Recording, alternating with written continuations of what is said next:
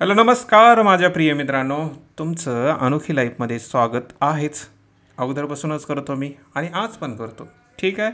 आता या स्वागतानंतर आपला थेट पॉईंट आणि थेट मुद्दा तो म्हणजे काय, साहित्य आणि इथिक्सची जी आपण एक सिरीज सुरू केली होती FAW म्हणजेच काय, फ्री आन्सर रायटिंग सिरीज. याचा 9 ते 12 या दिवसामधल्या उत्तराचं आपलं काय करायचं, एक नमूनात्मक उत्तरं पाहिजे आणि त्याचं विश्लेषण करायचं. ओके. याच्या अगोदरचे जे 2 व्हिडिओ आहेत ते तुम्ही पाहिले असतील, नसतील तर जरूर पाहू शकता. आणि याच्या अगोदरचे जो 2 सीझन आहेत ते बी तुम्ही पाहिले नसतील तर पाहू शकता, है ना. ज्यांना मराठीमध्ये अभ्यास करायचा आहे आणि ते सगळं जे पाहायचं आहे ते या सिरीजमध्ये तुम्ही म्हणजे क्लिअर करू शकता बऱ्याच गोष्टी. ठीक आहे. आता पुढं जाण्याच्या अगोदर मे बी काही जणाला असं वाटत असेल की आणखी आपली बॅच सुरू झालेली नाही आहे, तर येणाऱ्या सोमवारी मी ती तुम्हाला बॅच अनाऊन्स करून सांगेन त्याच्यामध्ये, है ना. म्हणजे बॅच कशी कशी आहे, काय काय वगैरे आहे तुम्हाला माहीत असेल काही जणाला अगोदर. तरी पण पुढच्या येणाऱ्या या सोमवारी तुम्हाला ती बॅच अनाऊन्स होईल. मग त्याच्यानंतर तुम्ही ॲडमिशन घेऊ शकता, मग आपले क्लास सुरू होतील. ठीक आहे. ही ज्यांना बॅच घ्यायची त्यांच्यासाठी ही माहिती. ओके. तर आपल्या या पॉईंटवर येऊया. तर हे जे काही प्रश्न तुम्हाला दिले होते गेल्या आठवड्यामध्ये, त्या 4ही प्रश्नाचं उत्तर आता आहे इथं, परंतु बार बार सांगतो हे एक आहे मार्गदर्शक स्वरूपाचं. ठीक आहे. तुम्ही लिहावं कसं आहे ना, सुरुवात कशी करावी, त्याची मांडणी कशी करावी, संदर्भ उदाहरणं वगैरे हे तुम्ही उत्तर पाहिल्यानंतर कळतं. म्हणून हे सगळी सिरीज चालू आहे. तुमच्या चुका वगैरे ज्या होत असतात, जे तुम्हाला माहीत नसतील त्या पूर्ण करण्यासाठी ही एक सिरीज आहे. यस. ओके. त्याच्यानंतर मग तुम्हाला जर अधिक माहिती पाहिजे असेल तर आपलं हे अनोखी लाईफ ॲप आहे, त्याच्यावर तुम्ही जाऊ शकता. टेलिग्राम चॅनल आहे, तिथं पण माहिती घेऊ शकता. यस.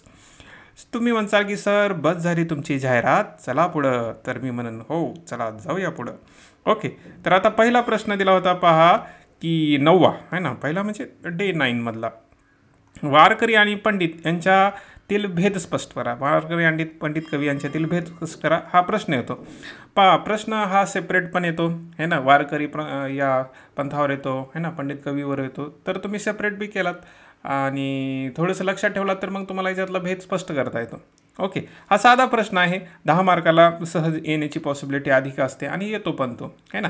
आता इथं जर आपण विचार केला तर वारकरी आणि पंडित कवी असं म्हटले तर आपण पहिले सुरू वारकरी कोण आणि पंडित कवी कोण असं त्यांना सांगूया आणि त्याच्यानंतर मग आपण त्यांचा हा भेद सांगण्याचा प्रयत्न करूया. ठीक आहे. कारण हे इंट्रोडक्शन होतं.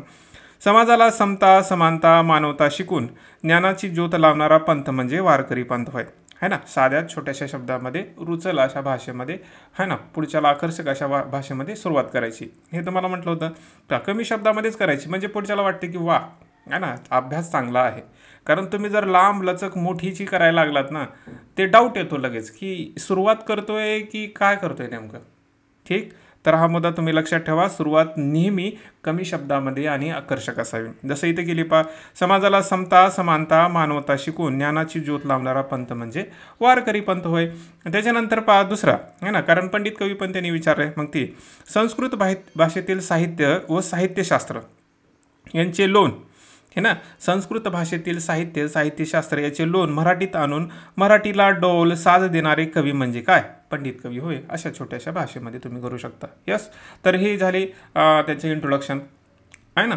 आता याच्यामधला जो भेद सांगितला तुम्ही म्हणजे पॅरेग्राफमध्ये न सांगता इथं तुम्ही डायरेक्ट असे कॉलम करून तुम्ही सांगू शकता, कारण ते योग्य वाटतं. जरूर लक्षात ठेवा, मराठी साहित्याचा पेपर आहे तर परिच्छेदामध्ये उत्तर लिहावं लागतं. ही बऱ्याच वेळा मी म्हटलेलं आहे. परंतु जिथं शक्य आहे, जिथं आपलं वाटतं की इथं नाही, इथं आपण टेबल फॉर्मॅटमध्ये लिहू शकतो तर लिहा. जिथं तुम्हाला वाटतं की आता वैशिष्ट्य विचारलं तर तुम्ही तिथं पॉईंट वाईज लिहू शकता. हे जरूर लक्षात ठेवा, है ना. कुठं तुम्हाला पॉईंट वाईज लिहायचं आहे आणि कुठं तुम्हाला टेबल फॉर्मॅट करायचं आहे किंवा ते मुद्देसूद लिहायचे हे तुम्ही जरूर लक्षात ठेवलं पाहिजे. जसं की पेपर 2 आला तर तुम्ही तिथं काही करू शकत नाहीत, परिच्छेदामध्येच लिहावं लागतं. परंतु पेपरमध्ये वाव आहे, पेपर 1मध्ये वाव आहे, तर तिथं तुम्ही त्याचा जरूर वापर करा. ठीक आहे. तर इथं आता छोट्या शब्दामध्ये आपण सांगूया की कसं संत साहित्य आणि पंडित साहित्य किंवा संत आणि पंडितमध्ये काय फरक आहे. ठीक आहे. संत साहित्य हे ओवी आणि अभंग यांच्या रचनेतून आलेले आहे. पंडित हे संस्कृत गद्याव्रतामधून आलेला आख्यानक रचना आहे. संत काव्यामध्ये सहजता साधेपणा ओघवती भाषा असते, तर पंडित काव्यामध्ये शास्त्रीयता क्लिष्टता आणि अलंकारयुक्त भाषा असते. त्याच्यानंतर संत साहित्य हे सर्वसामान्यासाठी आहे, त्यामुळे त्याच्यात एक शिकवण तुम्हाला समाज प्रबोधन पाहायला मिळतं. परंतु पंडित साहित्य हे विद्वान पंडित वर्गासाठी आहे, त्यामुळे ते वाचन अभ्यासासाठी सखोल आहे, म्हणजे ते पंडित वर्गासाठी स्पेशल आहे. संतांनी स्त्री दुर्बल किंवा शूद्र यासाठी हा एक धर्माचा मार्ग खुला केला किंवा सगळ्याला एकत्रित आणलं. आणि पंडित पंडितांनी वर्णव्यवस्थेला प्रभाव स्वीकारला आहे हे बी तुम्हाला पाहायला मिळते, असं थोडक्यात तुम्ही म्हणू शकता. त्याच्यानंतर संतांनी समाजातील अंधश्रद्धा कर्मकांड यांचा विरोध केला. पंडितांनी मात्र पारंपरिक धर्मशास्त्राची तुम्हाला मांडणी केलेली पाहायला मिळते. ते जुनं पुराण लिहायला सुरुवात केलं होतं पंडितांनी. संतांनी भक्तिरसाला महत्त्व दिलेलं आहे है ना. पंडितामध्ये बहुरसात्मक गोष्टी आहेत, म्हणजे जसं की इकडे तुम्हाला श्रृंगार रस संत साहित्यामध्ये सापडत नाही, परंतु इकडे श्रृंगार पण सापडतो. वीर करुण अद्भुत या सगळ्या रसाची उत्पत्ती पंडित लोक करतात, म्हणजे पंडित कवी करतात. संत साहित्य हे मौखिक परंपरेतून जीवन राहिले अभंग ओव्या वगैरे या दृष्टिकोनातून म्हणू शकता, परंतु पंडित साहित्य लिखित आहे, म्हणजे ते वाचावं बसावं लागतं. आपण संताच्या कवी सहज बोलून जातो, सहज म्हणून जातो है ना, अभंग वगैरे तसं. त्याच्यानंतर संताचे साहित्य निवर्तिप्र आहे, तर पंडित हे जरा विद्वत्तेमध्ये रस घेणार आहे, म्हणजे त्यांना संसाराची पण लालसा आहे. तर अशा प्रकारचं हे काय आहे, दोन काय साहित्यामध्ये फरक आहे किंवा पंडित कवीमध्ये फरक आहे. ठीक आहे, ओके. तर इथं तुम्हाला वाटत असेल की संत आणि पंडित कवी असं म्हटलंय, तुम्ही साहित्य काय शब्द वापरला, टेन्शन नका घेऊ, कारण त्यांनी जे लिहिले तेच आपला इथं लिहायचं आहे, त्यांचं जे कार्य आहे तेच आपण बोलत आहोत. ठीक आहे, म्हणजे तो उद्या जाऊन जर साहित्य शब्द नाही आला तर मग हे लिहायचं नाही का, असं नाही करायचं. ठीक आहे, तुम्ही समजून घ्या. आता शेवट कसं करता येईल मग, संत साहित्य हे हृदयस्पर्शी लोकभिमुख असून समाजमान घडवतं. पहिल्या सुरू संत काय साहित्य काय करतं, हृदयस्पर्शी आहे, लोकाभिमुख आहे आणि ते समाजमन घडवतं. तर पंडित साहित्य बौद्धिक शास्त्रीय आणि पारंपरिक ज्ञान पारंपरिक म्हणू शकता, त्याचं ज्ञान परंपरेचे रक्षण करतं असं मी म्हणू शकता. त्याच्यामुळं दोन्ही परंपरांनी मराठी साहित्याला आणि संस्कृतीला अमूल्य योगदान दिलं असं म्हणून तुम्ही त्याचा शेवट करू शकता. यस, तर अशा प्रकारचं हे पहिल्या प्रश्नाचं उत्तर तुम्हाला समजलं असेल, उमगलं असेल, सगळं कळलं असेल. नसेल तर माझ्याशी तुम्ही संपर्क साधा, आपण चर्चा करूया. ठीक आहे. त्याच्यानंतर प्रश्न इथिक्सचा तुम्हाला दिला होता, कृत्रिम बुद्धिमत्तेचा शोध म्हणजे मानवी नैतिकतेला आव्हान आहे ना. आता यायचा जमाना, याच्यावर प्रश्न येणार पहा, असा तसा उलटून पिलटून कसा तरी येणार म्हणजे येणार आहे ना. इथिक्समध्ये हा प्रश्न येतोच इनडायरेक्टली डायरेक्टली. तर या विधानाचे स्पष्टीकरण द्या असा प्रश्न आहे. म्हणजे इथं काय एआयला, म्हणजे एआय काय करते, नैतिकतेला आव्हान करते, मानवी नैतिकतेला आव्हान करते असं तुम्हाला इथे स्पष्ट करून सांगायचं. तर सुरुवातीला तुम्ही सांगू शकता छोट्याशा शब्दामध्ये किंवा तुम्ही एका उदाहरण देऊन, जसं की एआय ही मानव प्रगतीचा महत्त्वाचा टप्पा आहे. वैद्यकीय निदान, आपत्कालीन व्यवस्था, शिक्षण, शेती, औद्योगिक उत्पादन या सगळ्या क्षेत्रामध्ये एआयमुळं अचूकता, कार्यक्षमता या सगळ्या गोष्टी वाढलेल्या आहेत. परंतु याच वेळी मानवी नैतिकतेला नवनवीन गुंतागुंतीचे आव्हान याच एआयमुळे निर्माण झालेले आहेत. अशा प्रकारे इंट्रोडक्शन करू शकता उदाहरणं देऊन वगैरे. ओके, किंवा तुम्ही त्याची व्याख्या देऊन बी करा, सगळ्यात सोपं आणखी. त्याच्यानंतर मग तुम्ही सांगा की काय आहे मानवी नैतिकतेला कसं आव्हान आहे. एआय प्रणाली मानवी हस्तक्षेपाशिवाय निर्णय घेऊ लागलेले आहेत, म्हणजे आपण काही बोलण्यापेक्षा अगोदरच निर्णय घेऊ लागले आहेत. उदाहरणार्थ पहा, स्वयंचलित वाहन, त्याच्यामध्ये बसणारा व्यक्ती लहान आहे का वयोवृद्ध आहे, कोणाचा जीव वाचवायचा हे त्याला माहीतच नाही है ना, तो काय करणार पहा. त्याच्यानंतर तुम्ही म्हणू शकता की बऱ्याच वेळा एआय ही पूर्वनिर्धारित डाटावर अन्याय निर्माण करू शकतं, म्हणजे एखाद्या भरती प्रक्रियेमध्ये लिंगभेद, वंशभेद असं बी होऊ शकतं. गोपनीयतेची समस्या येते याच्यामध्ये. ठीक आहे, चीनसारख्या देशामध्ये एआयचा वापर नजर ठेवण्यासाठी केला जातो. त्याच्यानंतर रोजगाराचा प्रश्न आहे पहा है ना, याच्यामुळे बरेच लाखो लोकांचे रोजगार वगैरे, आता जे काही हातकामगार वगैरे असतात पहा, छोटे मोठे उद्योग करतात, त्यांचं तर ते धोक्यातच आलेलं असं तुम्ही म्हणू शकता. त्याच्यानंतर युद्धाच्या परिस्थितीमध्ये जे ऑटोनॉमस वेपन सिस्टम असते पहा है ना, आता त्याच्यामध्ये जर ते ऑटोमॅटिक सुरू केले तर किती मोठा हत्याकांड घडू शकतो, कारण तिथं तर मानव नाही आहे आणि मशीनला काय कळतं. ठीक आहे, तर याच्यामुळे आपण म्हणू शकतो पहा, या सगळ्या प्रश्नावर उपाय म्हणून काय आहे तर एक नैतिक चौकट निर्माण करायला हवी, ज्याच्यामुळे पारदर्शकता, उत्तरदायित्व, समावेशकता, गोपनीयता या सगळ्या दृष्टिकोनातून मानव केंद्रित विकासाला प्राधान्य दिलं पाहिजे. ठीक आहे, याचा जरूर वापर करा, परंतु या सगळ्या गोष्टीवर कंट्रोल असलं पाहिजे.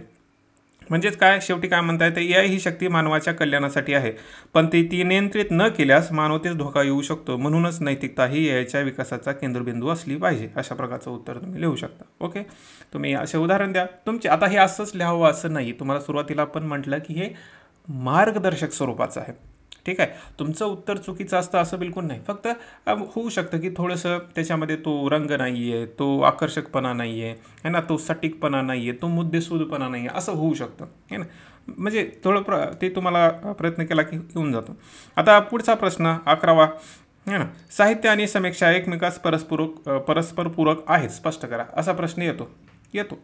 तर हे तुम्हाला 350 शब्दामध्ये लिहायचे. तर कसं करू शकता याची सुरुवात, साहित्य म्हणजे काय, समीक्षा म्हणजे काय, याच्यापासून तुम्ही करा. साहित्य म्हणजे लेखकाची कल्पना, भावना, विचार, अनुभव आणि जीवनदृष्टी यांचं सृजनशील प्रकटीकरण होय. काय म्हटलं पहा, साहित्य म्हणजे काय, लेखकाची कल्पना, भावना, विचार, अनुभव, जीवनदृष्टी याचे सृजनशील प्रकटीकरण होय. किंवा साहित्य म्हणजे समाजाच्या हिताचं असतं ते, असं बी तुम्ही साध्या शब्दामध्ये म्हणू शकता. त्याच्यानंतर समीक्षा म्हणजे काय, त्या साहित्य कृतीचे मूल्यमापन, विश्लेषण आणि समजूतदारपणाने केलेली चर्चा, शहानिशा है ना, किंवा बरंच तुम्ही शब्द वापरू शकता. तर हे पहिले असे ज्यामध्ये की साहित्य म्हणजे काय, समीक्षा म्हणजे काय. त्याच्यानंतर त्याचे 2 मुद्दे सांगा आणखी, जरा बरं वाटतं ऐकणाऱ्याला. आपल्या जीवन व्यवहाराचे भावनिक, आध्यात्मिक, बौद्धिक अशा विविध अंगांनी घडवलेले सृजनशील, वैचारिक, कल्पनात्मक, वास्तव अशा भिन्न भिन्न स्तराचे सर्वांगीण सम्यक दर्शन साहित्यातून वाचकास होते. म्हणजे साहित्य निर्मिती ही मानवाच्या मानसिक मनोव्यापारासाठी निर्माण झालेली आहे. हा सगळ्यात मोठा पॉईंट आहे, मानसिक मनोव्यापारासाठी. त्याच्यानंतर मग साहित्य हे झालं, तर समीक्षा काय करते, साहित्यकृतीचे विश्लेषण, अर्थनिर्णय, मूल्यमापन, जे लिहिलेलं आहे त्याचा अर्थ है ना, त्याचं विश्लेषण, मूल्यमापन हे समीक्षेचं कार्य आहे. परंतु समीक्षेत कोणत्याही एका तत्वाला प्रमाण मानलं जात नाही, म्हणजे एकाच दृष्टिकोनातून त्याचा विचार केला जात नाही. कारण तसं जर तुम्ही केलं तर त्याला, त्या साहित्यकृतीला न्याय मिळत नाही. उदाहरणार्थ एखादी साहित्यकृती तुम्ही फक्त जर सामाजिक दृष्टिकोनातून पाहत असाल, परंतु ती असू शकते मानसिक दृष्टिकोनातून, ती असू शकते स्त्रीवादी दृष्टिकोनातून, मग तुमचा जो दृष्टिकोन आहे त्या साहित्याला न्याय देऊ शकत नाही. तसंच ही जी काही समीक्षा आहे ही विशुद्ध कला नाही आहे, फक्त कला नाही आहे, ती आर्ट नाही आहे. म्हणून बऱ्याच वेळा समीक्षेला साहित्यविषयी साहित्य असं म्हटलं जातं. ती एक स्वतः म्हणजे त्याच्याविषयी केलेलं मूल्यमापन वगैरे अशा बऱ्याच दृष्टिकोनातून पुढे जाणारं साहित्य आहे असं बी आपण म्हणू शकतो. ठीक आहे.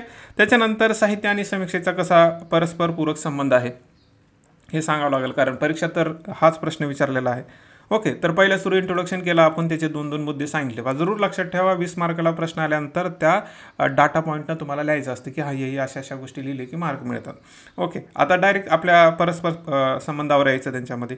साहित्य ही निर्मितीला, म्हणजे साहित्य निर्मितीला दिशा देणे. आता समीक्षा आणि साहित्याचा कसा संबंध आहे, समीक्षा काय करतो बा, साहित्यकृतीचा अभ्यास करतो, त्याच्या सगळ्या गोष्टीचं मूल्यमापन करून लेखकाला गुणदोष समजून सांगतो. त्याच्यामुळे काय होतं, तो पुढं जो लेखक आहे नवीन साहित्य आणखी चांगल्या प्रकारे निर्माण करायचा प्रयत्न करतो, म्हणजे समीक्षेमुळं लेखकाला मदत होते. त्याच्यानंतर वाचकाला मार्गदर्शन, म्हणजे आता उदाहरणार्थ मोठमोठे ग्रंथ असतात पहा, त्याच्यामध्ये काय आहे नेमकं समजून घ्यायचं असेल तर ती समीक्षा ग्रंथ तुम्हाला महत्त्वाचा ठरतो. तसंच आहे, समीक्षा वाचकाला साहित्यकृती समजून घेण्यासाठी मदत करते, लेखकाचा आशय, प्रतिका, संदर्भ, शैलीचा अर्थ समजून सांगण्यास मदत करते. उदाहरणार्थ नारायण सुरू यांची काव्याची समीक्षा करणे, त्यांची समीक्षा तुम्ही वाचली की मग त्यांचं काव्य पण समजतं. ओके, त्याच्यानंतर पुढचा आहे पहा, साहित्याच्या गुणवत्ता उंचवते. समीक्षा केवळ काय टीका आहे का, नाही पहा, ते सृजनशील चर्चा पण आहे. नवीन नवीन प्रयोग, दृष्टिकोन, मापदंड या सगळ्या गोष्टी समीक्षेतूनच येत असतात, जसं की स्त्रीवादी साहित्य. ओके, त्याच्यानंतर पुढचा आहे पहा की साहित्याचा ऐतिहासिक व सामाजिक संदर्भ हे समीक्षेमुळेच होतो. म्हणजे ते त्याच्यामध्ये कोणतं सौंदर्य लपलेलं आहे, कुठल्या प्रकारचा संदर्भ आहे त्याच्यामध्ये, आणि कुठल्या प्रकारची व्यापकता आहे ना, ऐतिहासिक सामाजिक दृष्टिकोनातून. उदाहरणार्थ पहा, महानुभव ग्रंथाची जी काय आपण समीक्षा करतो तो तुम्हाला पाहायला मिळतो की किती महत्त्वाचा ग्रंथ आहे ना. आता मराठी भाषेला अभिजात दर्जा मिळाला, त्याच्यामध्ये बी ते महानुभव पंथाचं किती मोठं महत्त्व आहे ना, त्यांचं कार्य महत्त्वाचं आहे, हे सगळ्या गोष्टी महत्त्वाच्या ठरतात. तर तो एक संदर्भ आहे की समीक्षेमुळे हे कळतं की हां हे महत्त्वाचं आहे. त्याच्यानंतर परंपरा आणि नवता यांचा समन्वय होतो पहा. समीक्षा ही परंपरागत साहित्याचा मागोवा घेत नव्या साहित्याच्या प्रयोगांना स्वरूप देण्याचं काम करते. म्हणजे पहा की साहित्य लिहिलं की समीक्षा त्याच्या काय करते, मागोवा घेते. म्हणजे हे दोघाला परस्पर पूरक आहे. आणि हे पण सांगते समीक्षा की पुढं करायचं काय. जसं की विज्ञान कथा, कादंबरी वगैरे जर तुम्ही पाहिलात है ना, ती मागाला मागोवा घेतला आणि पुढचं मार्गदर्शन केलं, तर अशा दोघांचा परस्पर संबंध आहे ना. म्हणजे साहित्याला पूरक आहे ते. त्याच्यानंतर पहा, साहित्याला दीर्घकालीन प्रतिष्ठा देण्याचं काम सुद्धा कोण करते, समीक्षाच करते. आता मोठे मोठे जे ग्रंथ होऊन गेले, ज्ञानेश्वरी वगैरे जे आपण म्हणतो है ना, ते आजपर्यंत टिकण्याचं कारण काय, त्याचं सहज उत्तर आहे समीक्षा आहे ना. जोपर्यंत एखादा व्यक्ती वाचत नाही, त्याच्यावर समीक्षा करत नाही, तोपर्यंत ते टिकत नाही आहे ना. कितीतरी लोकांनी ग्रंथ लिहिले असतील पहा, ते का टिकले नाहीत है ना, का कुठे एका ग्रंथालयामध्ये असे बसून आहे त्याच्यामध्ये, त्याचं कारण आहे का, त्याच्यावर वारंवार समीक्षा नाही झाली. ज्या ग्रंथावरून वारंवार समीक्षा होते पहा, ते दीर्घकालीन टिकत असतं. म्हणजे साहित्य का टिकलं, तर त्याची समीक्षा झाली म्हणून. ओके, ज्ञानेश्वरी ग्रंथ तुम्ही उदाहरण देऊ शकता, भगवद्गीता म्हणू शकता है ना, सहज समजण्यासारखे. त्याच्यानंतर पहा, साहित्य आणि समीक्षा दोन्हीच्या दृष्टिकोनातून नैतिक मूल्याचं संवर्धन होतं है ना. अशा बऱ्याच गोष्टी तुम्ही याच्यामध्ये म्हणू शकता. म्हणजे थोडक्यात काय, साहित्य ही सृजनशीलता आहे, तर समीक्षा ही शुद्ध सजगता आहे. साहित्य म्हणजे सृजन, तर समीक्षा म्हणजे त्या सृजनाचे मूल्यमापन, विश्लेषण आणि समज. एक साहित्य निर्माण करतं तर दुसरा त्याचा अर्थ स्पष्ट करतो. म्हणजे एकमेकाशिवाय दोघांचे अस्तित्व अपूर्ण आहे. म्हणूनच असे आपण म्हणू शकतो की साहित्य आणि समीक्षा एकमेकास परस्पर पूरक आहे. ओके, तर अशा प्रकारचं हे प्रश्नाचं उत्तर झालं. त्याच्यानंतर मग आता पुढचा एक इथिक्सचा प्रश्न होता. आता याच्यामध्ये काही डाऊट नसेल पहा, हे तुम्हाला कळत असेल की कशा प्रकारे त्याचं इंट्रोडक्शन कन्क्लुजन करायचं आणि मुद्देसूद लिहायचं आहे. ठीक, अवघड बिलकुल पण नाही आहे, थोडा वेळ जातो जाऊ द्या, काही प्रॉब्लेम नाही आहे ना, वेळ घेतलाच पाहिजे. हडबडीमध्ये गडबडीमध्ये करण्यात काही अर्थ नाही, तसं मार्क मिळत नसतं आहे ना. त्याला म्हणजे व्यवस्थित नियोजन पद्धतीनं आहे ना, दिमाग वापरूनच आपण काम करावं लागतं, तेव्हा कुठंतरी तो रिझल्ट दिसतो आहे ना. रिझल्ट एका दिवसात दिसत नाही आहे ना, लगेच तुम्हाला कळलं असं त्याचं बी भान नाही. हळूहळू प्रयत्न करा. ठीक आहे, तुम्हाला जर एखादी गोष्ट बनायचीच असेल, करायची असेल तर प्रयत्न हळूहळूच करत राहायचं. हां, एकदाच झालं गेलं की ते मग मोठं वाटतं काहीतरी. तसं साहित्य अगोदरच तुम्हाला वाटतं की काय आहे एवढं मोठं, परंतु जर ते परीक्षेच्या दृष्टिकोनातून पाहिलं, वा आहे ना, काय गुण देतं असं तुम्ही म्हणाल जेव्हा तुम्हाला गुण मिळतील तेव्हा. अगोदर तर नाही म्हणणार बिलकुल, पण तुम्ही आहे ना, सर तुम्ही काय असं बोलता. त्याच्यानंतर 12वा प्रश्न आहे पहा, योग्य निर्णय हा दृष्टिकोनाचा परिपाक आहे. निर्णय, ठीक आहे, निर्णय आहे तर याच्यावर तुम्हाला अगोदरच माहीत असलं पाहिजे. पहा, इथिक्समध्ये साधी गोष्ट आहे की जे वर्ड आहेत, जे शब्द आहेत, त्या शब्दावर तुमची कमांड असली पाहिजे, तेव्हाच तुम्हाला बऱ्याच गोष्टी लिहिता येतात. आणि साधी गोष्ट आहे, जेवढे शब्द तुमच्या आसपास समाजामध्ये सापडतात, जे लोक वापरतात, उदाहरणार्थ आनंद, सुख, दुःख, निर्णय, सत्य, असत्य, या सगळ्या हे जे शब्द तुम्हाला जर समजले, इथिक्स पेपर अवघडच नाही. मग ते केस स्टडी येऊ द्या, काही येऊ द्या, तुम्हाला काही फरक पडत नाही. कुठला बी एखाद्या व्यक्तीचं कोट येऊ द्या, काही फरक पडत नाही. फक्त तुम्हाला या सगळ्या शब्दावर कमांड असली पाहिजे आणि तुम्ही कमांड करू शकता. एका दिवसामध्ये एक शब्द घ्या ना, आज घ्या म्हणजे जीवन म्हणजे काय, उद्या घ्या दुःख म्हणजे काय, सुख म्हणजे काय, लिहून ठेवा. बघा तुम्हाला त्याचा जास्तीत जास्त फायदा होतो आहे ना. तुम्ही म्हणसाल की म्हणजे इथिक्सचा अभ्यास झाला, एकच शब्द, तुमचा बी पर्सनॅलिटी डेव्हलपमेंट होते आहे ना, तुम्हाला पण जीवनाविषयी समज निर्माण होते आणि इथिक्स पेपर पण सोपं जातो. एवढंच करायचं तुम्हाला बस. बाकी सिलेबस तुम्ही म्हणसाल की सिलेबस संपला. त्याच्यानं हां, आता इथे येऊया आपण 10 मार्काचा जो प्रश्न आहे. हां, निर्णय हा शब्द आहे, तर निर्णय काय असतो? निर्णय म्हणजे अंतिम गोष्ट, बरोबर असतं ना. निर्णय म्हणजे काय असतो? आपण अंतिम गोष्ट होय. पण निर्णय केवळ एका बाजूवर अवलंबून असेल, निर्णय केवळ एका बाजूवर अवलंबून असेल तर हा दृष्टिकोनाचा फरक म्हणावा लागेल. म्हणजे तुम्ही जर एक व्यक्ती निर्णय घेते, दुसरा निर्णय घेतो, म्हणजे काय निर्णय घेतो तो सर्वसमावेशक नाही आहे, तर फक्त एक दृष्टिकोनातून आहे. त्याच्यामुळं पहा की जर फक्त एकाच बाजूनं जर तुम्ही निर्णय घेत असाल तर तुम्ही म्हणू शकता की तो निर्णय योग्य असेलच असं नाही आहे. ठीक आहे, असं इथं आपण त्याच्यामध्ये जसं त्यांनी विचारलं त्याच्यावर बोलायचा प्रयत्न केला. पहा काय म्हणतो, परत एकदा लक्षात घ्या. निर्णय म्हणजे अंतिम गोष्ट होय, पण निर्णय केवळ एका बाजूवर अवलंबून असेल तर हा दृष्टिकोनाचा फरक म्हणावा लागेल, ज्यामुळे योग्य निर्णय होईलच असं नाही आहे. एखाद्याला एक गोष्ट चांगली वाटते, तीच गोष्ट दुसऱ्याला वाईट वाटते. येस, ह्याच्यामुळे निर्णय योग्य होईलच असं नाही. आता पुढे समजून सांगा की कसा हा दृष्टिकोनाचा परिपाक आहे. समजा एक व्यक्ती रडतोय आहे, तुम्हाला त्याच्याबद्दल काही माहीत नसताना तुमच्यासमोर एखादा व्यक्ती रडते आणि तुम्हाला काही माहीत नाही त्याच्याबद्दल, आणि तुम्ही त्याला समजावण्याचा प्रयत्न करता. आता तुम्ही म्हणाल ही चांगली गोष्ट आहे ना. म्हणजे एखादा व्यक्ती रडतोय आणि तुम्ही समजवण्याचा प्रयत्न करता, तुमच्यानुसार ती चांगली गोष्ट आहे, तुमचा दृष्टिकोन आहे. पण त्या व्यक्तीला मन मोकळं रडायचं असेल तर, झालेल्या गोष्टीबद्दल रडून मोकळं व्हायचं असेल तर है ना, तुम्ही समजायला गेलात पर त्याला खरंच रडायचं होतं, त्याला समजावायची गरज नव्हती है ना. म्हणजे तुम्ही जाऊन तुमचा दृष्टिकोन मांडायचा प्रयत्न केला, त्याला समजायचा प्रयत्न केला, म्हणजे तुमचा निर्णय काय झाला पहा, त्या रडणाऱ्या व्यक्तीमध्ये बाधा बनला की नाही. म्हणजे निर्णय घेण्याच्या प्रक्रियेत केवळ तर्कशुद्ध विचार पुरेसा नसतो, म्हणजे लॉजिकच आणि तुमची समजदारीच पुरेशी असते असं नाही. त्यामागं निर्णयकर्त्याचा दृष्टिकोनसुद्धा महत्त्वाचा असतो. दृष्टिकोन म्हणजे काय, तर इथे लगेच आपण त्याला कनेक्ट करू शकतो. दृष्टिकोन म्हणजे समस्या पाहण्याची चौकट, ज्यावर व्यक्तीची मूल्य, संस्कार, अनुभव, समज याचा प्रभाव असतो. येस, तर अशा प्रकारे तुम्ही म्हणू शकता. त्याच्यानंतर दृष्टिकोन व्यापक असेल, पुढे सांगा आता दृष्टिकोन, त्याच्यावर पॉईंट पुन्हा असं त्याचा संबंध जोडत राहा. दृष्टिकोन व्यापक असेल तर निर्णयामध्ये समावेशकता, दीर्घकालीन परिणामाचा विचार आणि नैतिक मूल्यांचा समावेश असतो. उदाहरणार्थ, सामाजिक कार्यकर्ता एखाद्या गरीब कुटुंबास मदतीची गरज आहे असं पाहतो. दृष्टिकोनामध्ये फरक कसा येतो पहा. सामाजिक कार्यकर्ता एखाद्या गरीब कुटुंबास मदतीची गरज आहे असं पाहतो, पण बँकेचा अधिकारी तेच कर्जफेडीचे अपयश म्हणून पाहतो. एकच परिस्थिती आहे, परंतु हा सामाजिक कार्यकर्ता गरीब कुटुंब म्हणून पाहतो, पर बँकेचा अधिकारी त्याला म्हणतो की कर्ज फेडण्यात अपयशी झाला. दोघांचे निर्णय हे त्यांच्या दृष्टिकोनावर आधारित असतात. म्हणजेच काय की निर्णय प्रक्रियेमध्ये व्यक्तीचा दृष्टिकोन फार महत्त्वाची भूमिका बजावतो. कोणतीही कृती नैतिक की अनैतिक ठरण्याचे मूळ कारण म्हणजे निर्णय घेणाऱ्या व्यक्तीचा व्यापक किंवा संकुचित दृष्टिकोन आहे असं बी आपण म्हणू शकतो. ओके, त्याच्यानंतर पहा, आता हे आपण तुम्हाला त्यांनी जे विचारलं त्याला स्पष्टीकरण करत आहोत आपण. प्रश्नामध्ये त्यांनी विचारला आहे ना की योग्य निर्णय हा दृष्टिकोनाचा परिपाक आहे, तसं आपण उदाहरण देऊन त्यांना सांगतोय की असं असं होतं. आता शेवटी जेव्हा एखाद्या समस्येकडे समग्र समावेशक आणि दीर्घकालीन परिणाम लक्षात घेऊन पाहिले जाते, जेव्हा एखाद्या समग्र समावेशक दीर्घकालीन म्हणजे समस्येकडे समग्र समावेश आणि दीर्घकालीन म्हणजे मोठ्या स्तरावर जेव्हा पाहिलं जातं तेव्हा तो निर्णय योग्य ठरू शकतो. म्हणजे तुम्ही त्याला सर्व बाजूने सर्व अंगाने पाहता.